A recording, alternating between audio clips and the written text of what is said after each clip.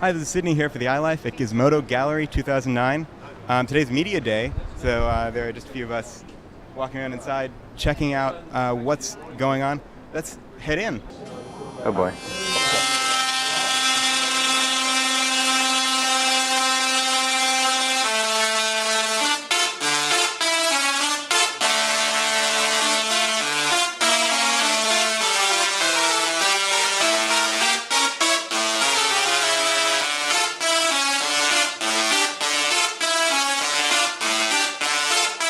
I'm here with Joanna from Gizmodo. She's helping set up Gizmodo Gallery 2009 today.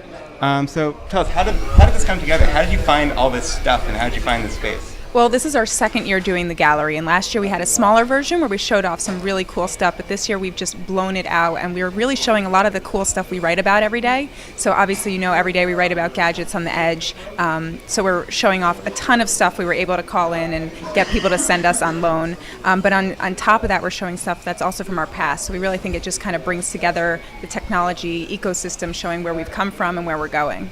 What were some of the hardest things to get over here in your big collection of stuff on this wall? The world's largest Cheeto. No, that's probably not true. I'm very tempted to eat it, even though it looks stale.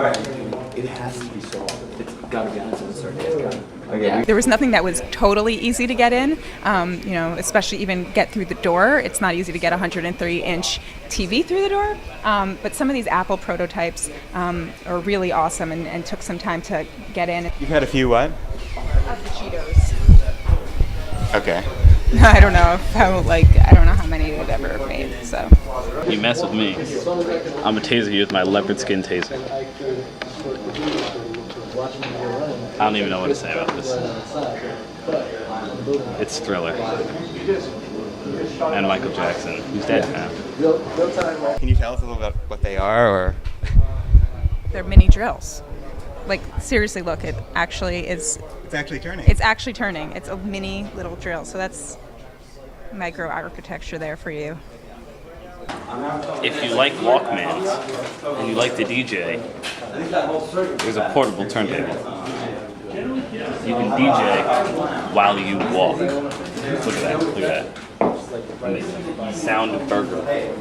I don't know if you know about TV Be Gone. So if you use the gadget, you can turn off any TV anywhere. So you just aim it at things and you can turn off the TVs. This designer had the idea to put it into a sweatshirt of a sort.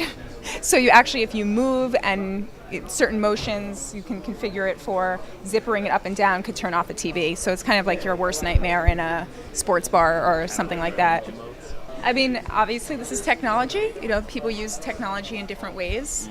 We won't be demoing this here, but we assume the people who sent us this may have demoed it. Someone's blowing a volcano. So this is my actual favorite thing in the gallery right now. Don't tell anyone, but this is the Chef Stack. It is a pancake making machine, and seriously, it's a machine. It busts out 200 pancakes an hour. But the really cool thing about it is, first of all, you can see it on the inside. And if it was working right now, you'd be able to see it literally, the batter comes out and goes across the line and it makes The perfect a pancake. pancake within 30 seconds. And it makes a perfect pancake. Now, that's a nice size pancake, but you can actually also configure the size of the pancake on here. So you can get mini ones, you can get medium-sized ones, you can get large ones, and then you can also put in the number of ones you want to come out. This is possibly the greatest invention I've ever seen. I agree. And also, Nutella is a really good invention as well. Chocolate that you can put on anything. I agree. Yeah. So when you mix the two together, it's one of the best things we have in the gallery. You just put the batter in And and in life. take go. I agree with that. Yeah. This is an NYU project, and it's kind of like a proof of concept of using different interactions to work with a user interface. So as you can see, you're running a program over here, and that's projecting from there onto the mud. Okay, so you're using the mud in a way kind of like your trackpad, and when it's projecting is a small green ball that you saw on that user interface, and you actually can use the mud to maneuver the ball and actually move it around. So again, like you would move a cursor on a screen, you're actually using the mud to push it. And I will do it for you here, because that's what we do here. We get dirty here at the Gizmodo Gallery. So as you can see, it's rolling. Are you picking up the? Yeah. So Yeah, well, it's sliding around in there. yeah, so it slides around. It actually it can roll back and forth. So as you push it up, it comes down. I lost it. There it is. There it is. I'm pushing it towards you. And then you can push it back. And there it is. That is really cool. You can. It's supposed to move when you. There it goes. Raccoon is a painting robot. He's sort of like a free-flowing bump and go type of creation, and the reason being is because it's a hack toy. So it's one of those little taxi cabs that bumps into the wall and then goes back. And I built this arm that's being told what to do by a computer. So there's a radio that's right now talking to a laptop that's sort of analyzing the whole image via the video camera above it. So then the computer knows where the robot is in relation to the image that it has to paint. In this case, it's a flower. And then once it's over an area that needs to be painted, then the computer tells the arm to paint it.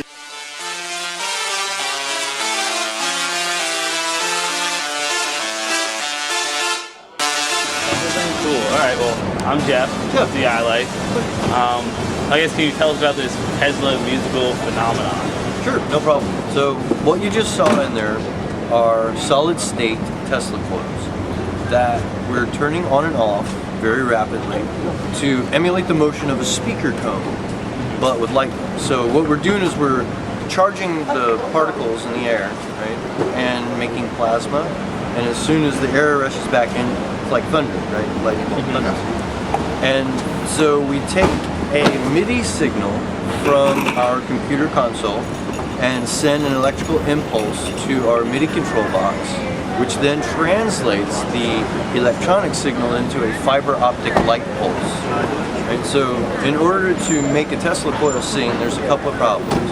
First, you can't get an electronic signal to it because the electromagnetic field is very powerful. It disrupts any signal you want to send to it. So we change it into a fiber optic light pulse.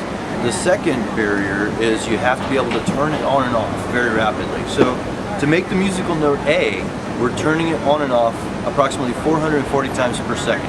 And you can only do that with a computer and transistors. And that's why I said they're solid state. They have transistors on board that allow us to turn them on and off like that. We also have a robotic drummer, which is controlled by a MIDI signal very similar to the Tesla coils. And it's basically solenoid actuated. It's got little clamps on it that has the striker arm and a little solenoid that's activated by the MIDI impulse. And so that takes the place of our regular drummer. Where did you guys get this idea from? Well, the story goes, Joe, the guy that's working on the coils in there right now, is the guy that figured out how to do it. And the Tesla coil has been around for a long time, like since the late 1800s.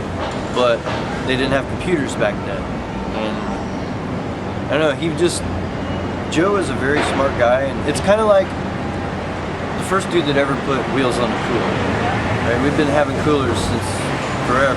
We've been lugging them around. And that guy finally came along and said, let's put a couple wheels on the back of it. Same thing with him, very simple idea. And I think they were sitting around in a coffee shop. Yeah.